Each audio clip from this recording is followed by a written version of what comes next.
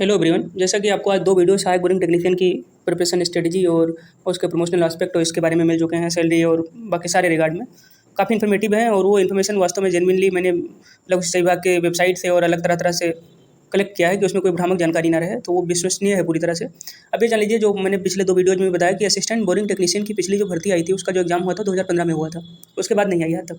तो golden opportunity है वो उन 4 ट्रेड में ITI धारकों के लिए जो एप्लीकेबल है इस पोस्ट के लिए। एग्जाम आपका है 3 जुलाई 2022 को। समय बहुत ज़्यादा नहीं बचा है, मुश्किल 1 महीने मान लीजिए। तो अब आज हम एक पेपर सॉल्व कर लेते हैं। वो पेपर कौन सा है? असिस्टेंट बोरिंग टेक्नीशियन का एग्जाम का ही ये पेपर है।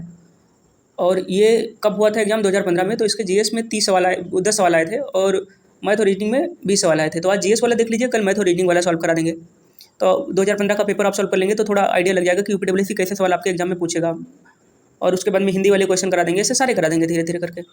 तो उससे आप काफ़ी कुछ सीखेंगे। और बाकी अभी स्ट्रेटजी वीडियो में मैंने बताया है कि इसकी तैयारी समय आपको करनी है, तो कैसे क्या स्ट्रेटजी आपकी होनी चाहिए कि अंतिम रूप से आप चयनित हो जाएं। तो वो वीडियो जरूर आप देख लीजिए, काफ़ी हेल्पफुल होगा। तो आइए शुरू करते हैं। यहाँ पे पहला जो क्वेश्चन है ये है, उत्तर प्रदेश में गढ़ मेला प्रतिवर्ष कहाँ आयोजित होता है? तो गढ़ मेला जो यूपी में लगता है वो हर साल लगता है कहाँ पे? गढ़ मुक्तेश्वर में। तो इसका आंसर नंबर पहले क्वेश्चन का क्या हो जाएगा? सी। आंसर नंबर सी हो जाएगा कि गढ़ मेला प्रतिवर्ष कहाँ लगता है जी? तो ये गढ़ मुक्तेश्वर में लगता है। गढ़ मुक्तेश्वर है कहाँ? हाँ, तो हम ये पूछ रहे थे कि गढ़ मुक्तेश्वर कहाँ है। तो गढ़ मुक्तेश्वर जो है ये उत्तर प्रदेश का एक जिला पड़ता है, हापुड़। क्षेत्रफल में सबसे छोटा जिला है। 2011 की जनगणना के अनुसार उस समय संत रविदास नगर भदोही था वो यूपी का क्षेत्रफल में सबसे छोटा जिला, लेकिन प्रेजेंट टाइम में कौन सा है? वो है हापुड़। तो हापुड़ में ही पड़ता है। आप दिल्ली जाओ तो रास्ते में पड़ता है गढ़ मुक्तेश्वर, तो वहीं मेला लगता है, उसका नाम है गढ़ मेला। ये ध्यान रखेंगे। गंगा नदी के तट पे ये बसा हुआ है। गंगा जी का मंदिर भी है यहाँ पे गढ़ मुक्तेश्वर में। और यूपी में ये सवाल अगर पूछा जाए कि यूपी में मेले से संबंधित कि सबसे ज़्यादा मेला कहाँ आयोजित होता है, तो मथुरा जो जगह है, बरसाना नगरी, श्री कृष्ण भगवान की नगरी, वहाँ पे एक साल में सबसे ज़्यादा 86 मेलों का आयोजन होता है। और सबसे बड़ा मेला कौन सा यूपी में लगता है? तो निर्विवाद रूप से महाकुंभ का मेला वो कहाँ लगता है? प्रयागराज में। तो मेलों से संबंधित ये सवाल आपका क्लियर हो गया। अब अगला था इसमें सवाल, वो उस समय जो सवाल आया था वो सवाल था कि समाजवादी पेंशन योजना कब शुरू हुई। लेकिन उस समय थोड़ा गवर्नमेंट अलग थी। अब इस समय नई एक योजना आई है जिससे संबंधित सवाल आ रहा है, तो उस क्वेश्चन को मैंने रिप्लेस किया है, जिसके पूछे जाने की संभावना है कि अटल पेंशन योजना की शुरुआत कब हुई। या को लिखा हुआ, इसको की कर लीजिए कि अटल पेंशन योजना की शुरुआत कब हुई थी। तो अटल पेंशन योजना की शुरुआत जो है, इसका जिक्र जो 2015 का बजट था उसको पेश करते हुए अरुण जेटली जी ने, उस समय वित्त मंत्री भारत सरकार के हुआ करते थे, उन्होंने किया था। और फिर ये लॉन्च किया पीएम मोदी जी ने 9 मई 2015 को। तो प्रधानमंत्री जी ने इसको लॉन्च किया था 9 मई 2015 को, अटल पेंशन योजना।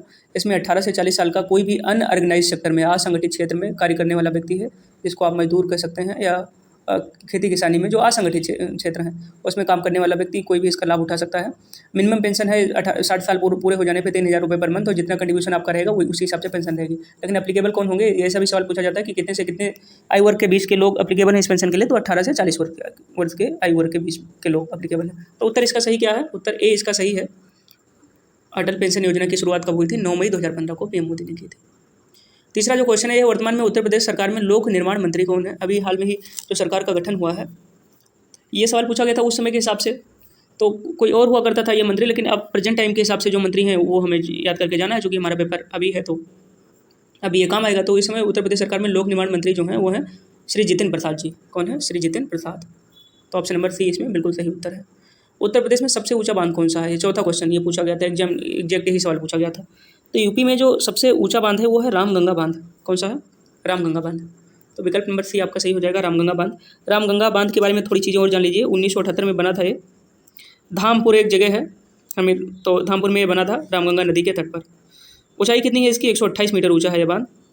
और जो दूसरा आप बांध देख रहे हैं ना, माता टीला, ये भी काफ़ी पॉपुलर है। कई बार इस पूछते हैं कि किस नदी के तट पर है, तो ये बेतवा नदी के तट पर है, झांसी में माता टीला बांध। इसकी ऊंचाई महज 46 मीटर है और रामगंगा बांध की 128 मीटर है। तीसरा रिहंद बांध जो है, ये मिर्ज़ापुर में रिहंद नदी पर स्थित है। तो रिहंद बांध की जो ऊंचाई है वो 93 मीटर है। ये जगह याद रखिए, कई बार पीसीएस में भी ऐसे सवाल पूछ लिए जाते हैं, जैसे बांध दे दिया और स्थान दे दिया। तो रामगंगा धामपुर, रामगंगा नदी पर। दूसरा क्या है? माता टीला बांध, ये झांसी में है, बेतवा नदी पर। तीसरा रिहंद बांध मिर्ज़ापुर में है, रिहंद नदी पर। और चौथा मेजा बांध जो है, इसकी ऊंचाई भी रामगंगा बांध से कम है। तो ये जो है इस पूरे आपके विकल्पों में जो सबसे सही विकल्प हो जाएगा वो कौन सा हो जाएगा? सी। कि जो रामगंगा नदी पर बना हुआ बांध है धामपुर में, वो सबसे ऊंचा बांध है। ये कितने मीटर ऊंचा है? ये 128 मीटर ऊंचा है। ध्यान रखेंगे इस चीज़ को। जनसंख्या की दृष्टि से उत्तर प्रदेश का कौन सा स्थान है देश में? पहला स्थान है, ये सब जानते हैं। पीसीएस में ऐसा सवाल भी आ गया था एक बार, बताइए। ये जो 2021 वाला पीसीएस था, प्रीलिम देख लीजिए, उसी में आया था।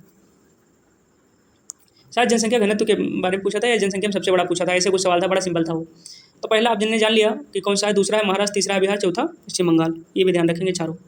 लखनऊ मेट्रो का संचालन कब शुरू हुआ, ये सवाल है, सवाल इंपॉर्टेंट है।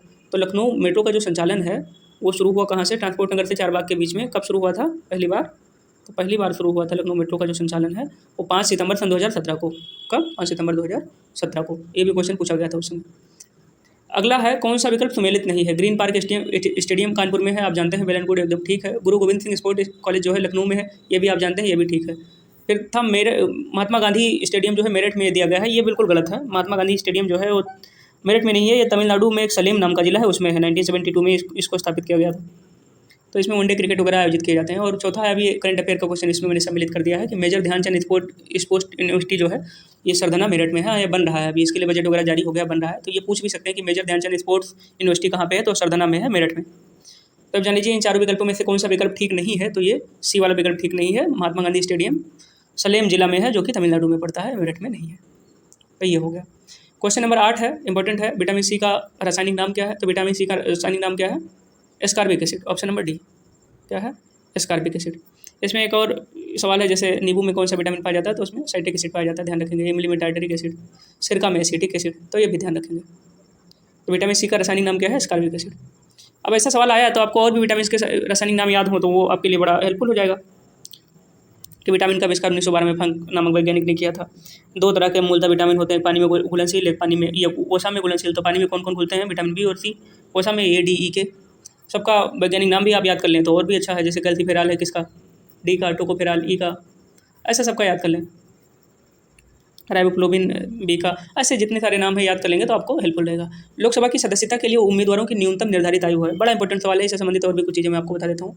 18 वर्ष है वोट देने की न्यूनतम आयु, 21 वर्ष है पंचायत में ग्राम प्रधान चुने जाने की या पंचायत सदस्य चुने जाने की न्यूनतम आयु, 25 वर्ष है लोकसभा या विधानसभा सदस्य चुने जाने की न्यूनतम आयु, और 25 वर्ष है विधानसभा या लोकसभा का सदस्य चुने जाने की न्यूनतम आयु, विधानसभा या लोकसभा, और 30 वर्ष है विधान परिषद या राज्यसभा का सदस्य चुने जाने की न्यूनतम आयु, और 35 वर्ष है राष्ट्रपति चुने जाने की न्यूनतम आयु।